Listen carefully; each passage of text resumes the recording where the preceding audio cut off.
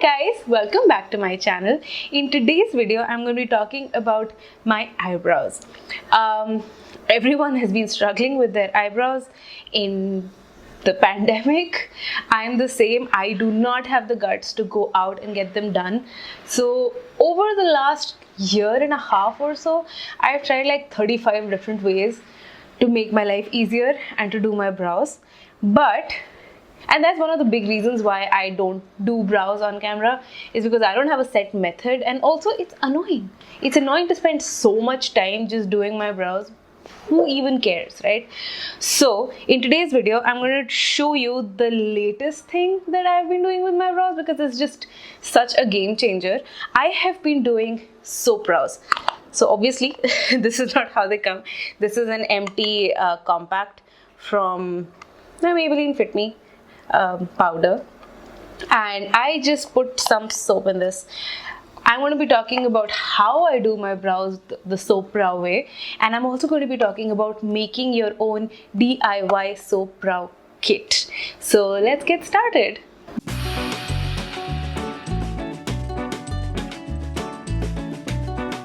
Before I get started and tell you and show you how I do my brows, I've not done my brows by the way yet. I wanted to talk about how I made my DIY soap brow kit. So while I was making it, I put up my phone on a little tripod on top of my microwave, and I filmed my kitchen counter. So the quality might be different, but here is a tutorial on how I made my own soap brow kit.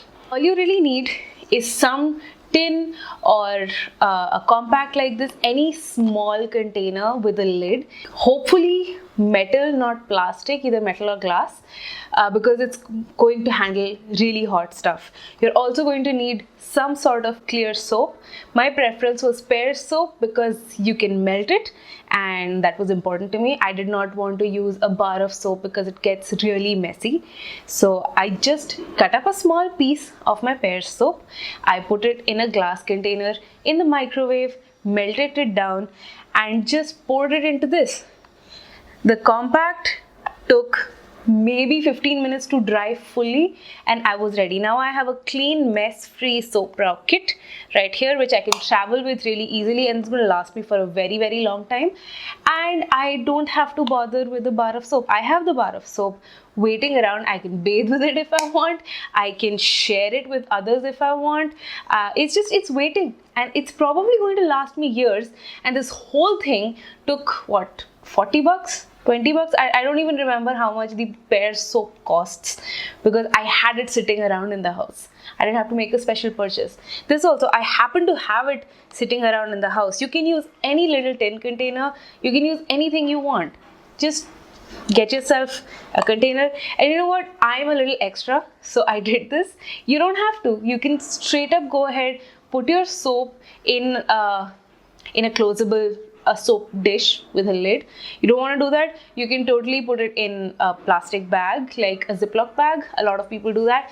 So if the world is your oyster, do whatever you want.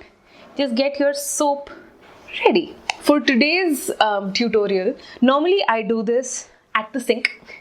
I don't have to worry about it. The lighting at the sink is pretty decent for me. But since today I'm doing it on camera, I brought it out to my studio. All I really need is my brow kit, a spoolie. I will use the angled brush later, but it's a separate thing, and some water. So I have mine sitting in a katori.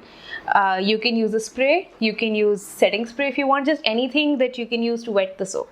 I'm going to dip my spoolie in the water, get it nice and wet, even dripping some water actually, and I'm going to drop a couple drops of water in the soap and start creating a lather. I don't like a very thick lather in my brush, just for my eyebrows. When you do this, try and do this as the first step of your makeup so that you don't disturb anything that's under your skin.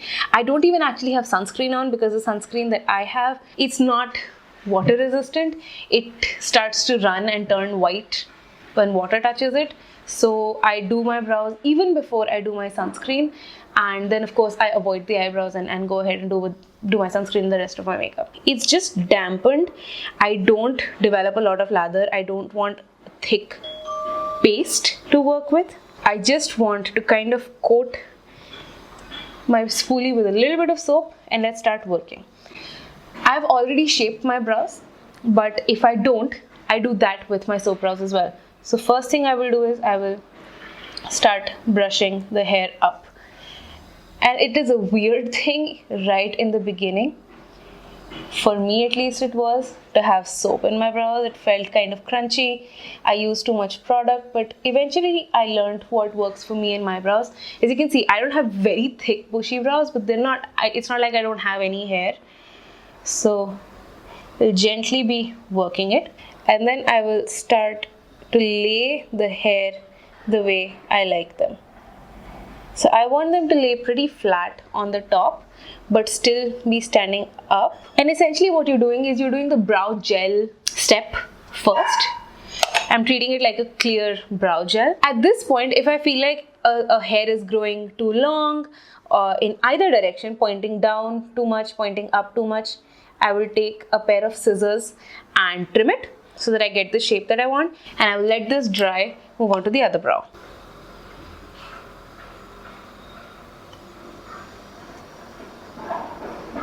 I'm pretty happy with how my brows are placed now. So you can either let this dry, or you have to let the brows dry, but I am going to go in with a little bit of cotton and wipe away any soap and water that may have gotten on my skin. Like that.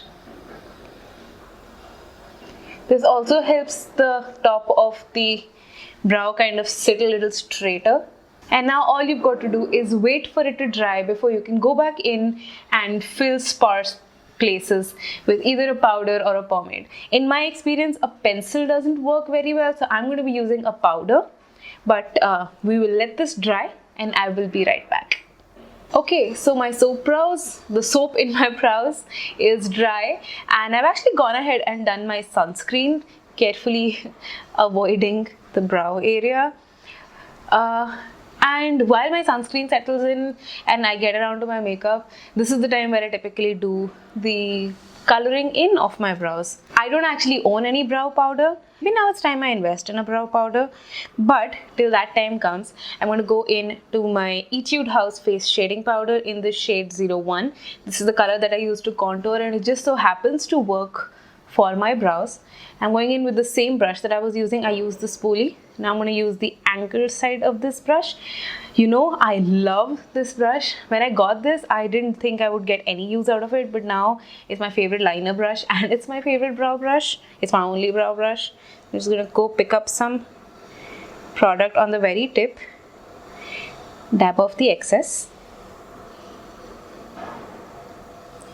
and start building. So I will typically build from this brow because it's my good brow. This one has less stuff, so I need to work more. This is my good brow, so I will set this in place and get the look I want with this one first.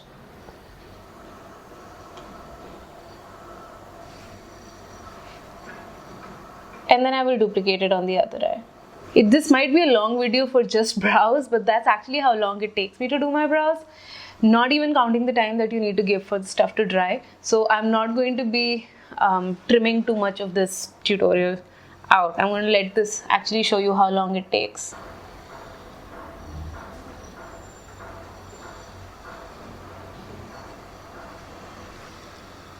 Yeah, I think I like how that looks. Still pretty natural, but a little fluffier. And then I'm going to duplicate it on the other side. So this is a little rounded here. So let's add a little bit of rounding. Powder is just gentler. You can use a lighter hand with powder than you can with a pencil. Yeah, so I like the top of my brow. Want to fill in here now. And even with a pomade, you can, as long as you can use a brush and apply a minuscule amount of product, you won't move the hair around as much. With a pencil, I found that I end up moving my brows around too much. Yeah, I think it matches. And then just do the top of the tail of my brow. I can't get them to look identical, but I can kind of get them to look like cousins. Like they kind of look like they belong to the same face, but you know. And I think this is about as similar as I'm going to be able to get them. So at this point, feel free to go in, do your eye makeup, do your foundation, just avoid this area, and that's it. I like how they look. This is the most natural, bushy my eyebrows have looked in a systematic, neat sort of way.